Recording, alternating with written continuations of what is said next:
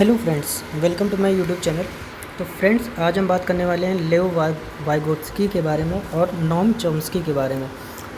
Vygotsky और Chomsky के अनुसार क्या क्या उन्होंने भाषा के विषय में किन बातों को बोला है, तो आज उसके बारे में डिस्कस करने वाले हैं।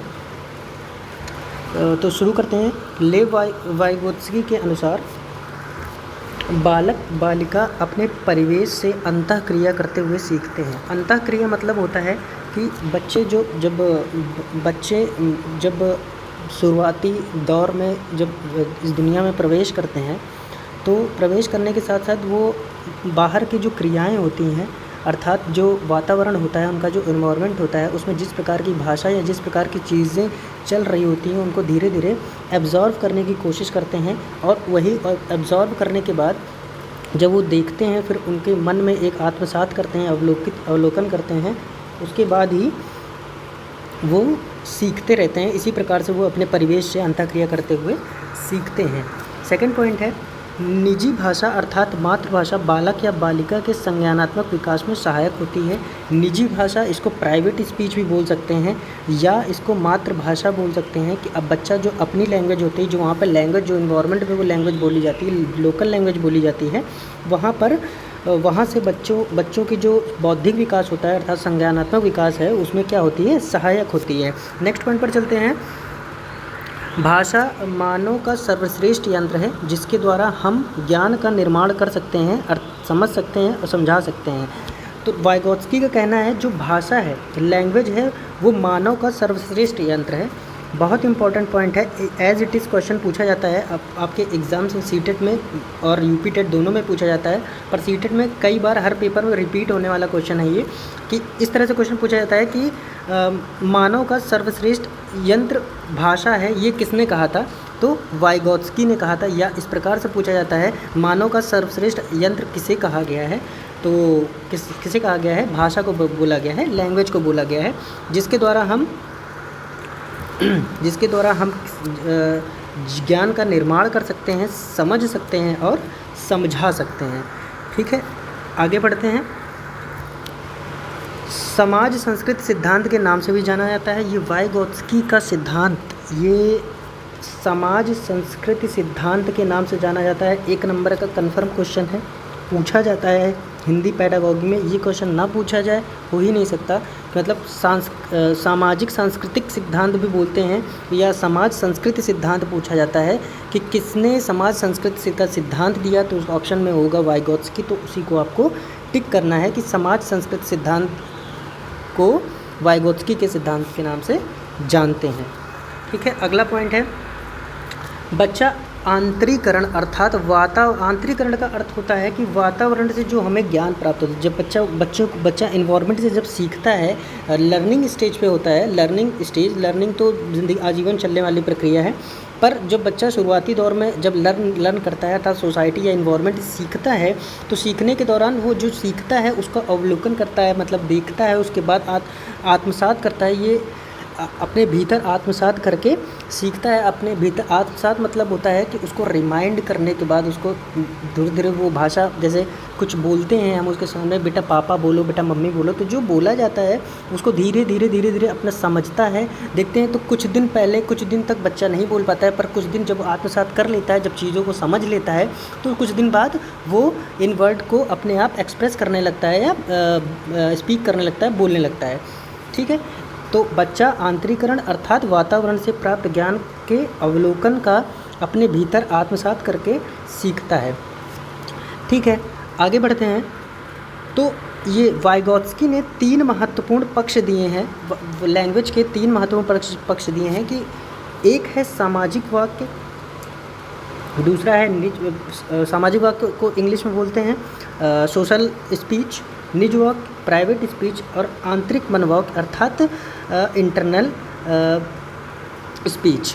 इसका अर्थ क्या है? सामाजिक वाक्य 2 वर्ष की उम्र में, निज वाक्य 3 से 6 वर्ष की उम्र में, आंतरिक वाक्य 6 वर्ष के बाद। अर्थात जब बच्चे की प्राइमरी स्टेज होती है लर्निंग की, तो 2 वर्ष की उम्र में बच्चा सामाजिक वाक्य, मतलब जो उसको सोसाइटी, जो माता पिता या उसकी फैमिली मेम्बर जो उसको सिखाते हैं, वो क्या करने लगता है? बोलने लगता है।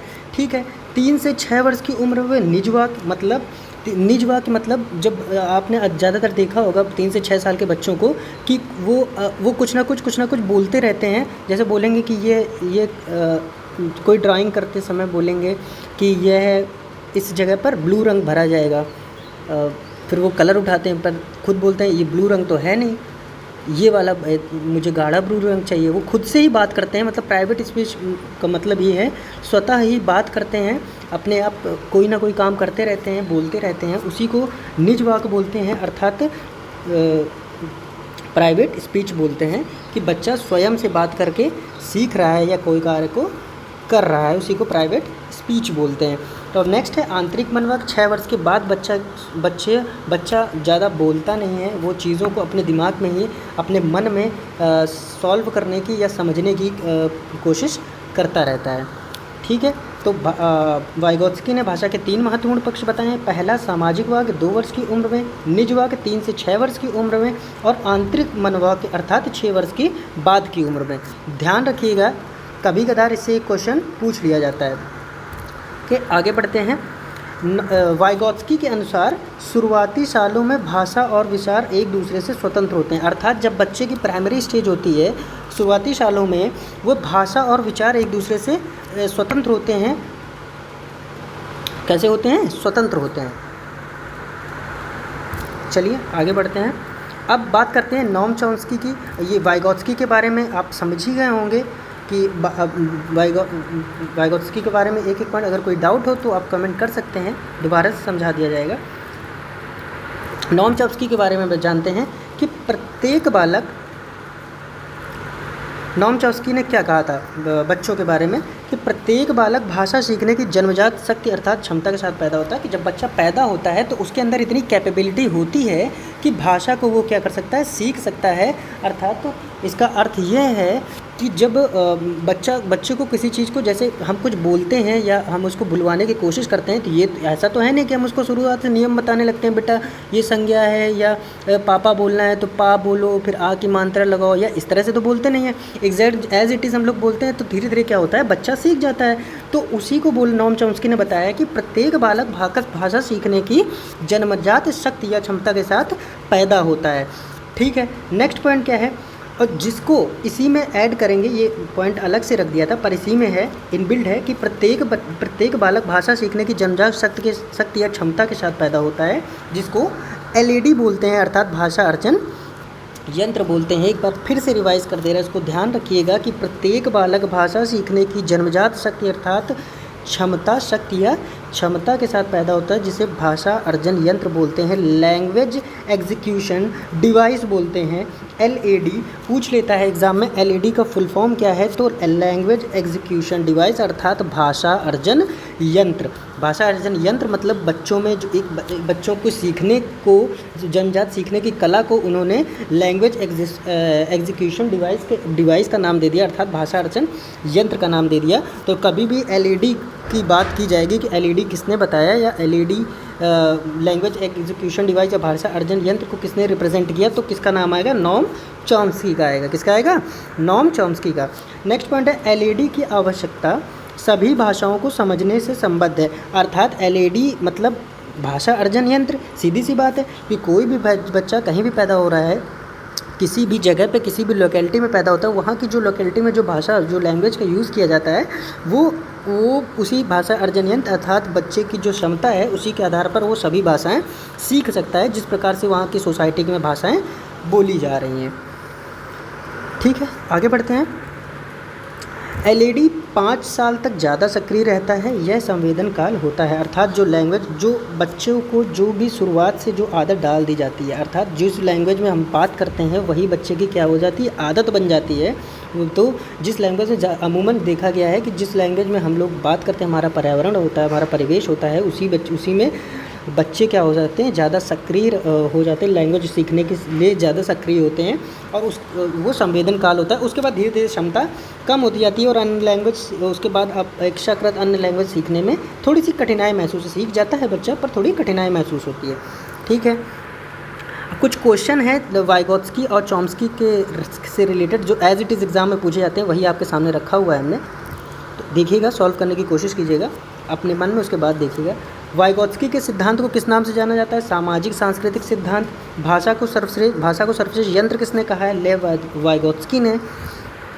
अभी थोड़ी देर पहले एक बात की थी हमने, जिक्सॉ पहेली एक पज़ल है को करते समय 5 वर्ष का बालक कहता है नीला टुकड़ा कहाँ है?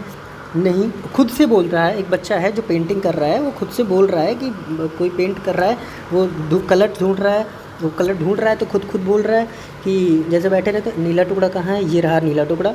अरे ये तो नीला टुकड़ा है नहीं, मुझे गाढ़ा नीला चाहिए। तो वो उसने गाढ़ा नीला टुकड़ा उठा लिया। फिर बोलता है नहीं ये वाला नहीं है, गाढ़ा वाला है, जिससे ये जूता पूरा बन जाएगा। किसका उदाहरण है? तो प्राइवेट स्पीच निज वाक अर्थात 3 से 6 वर्ष की उम्र के बच्चों का उदाहरण है। ठीक है। एलईडी का फुल फॉर्म क्या होता है? Language execution device. ठीक, पढ़ चुके हैं हम लोग। और last but not the least, last question है, बच्चा सीखने की जन्मजात शक्ति या क्षमता के साथ पैदा होता है, किसने कहा था? तो नोम चॉम्स्की ने कहा था। किसने कहा था? नोम चॉम्स्की ने कहा था। तो दोस्तों हिंदी में हिंदी पेडागॉजी में हमने पढ़ा वाइगोत्स्की के बारे में, चॉम्स्की के बारे में। इसके बाहर नहीं आने वाला।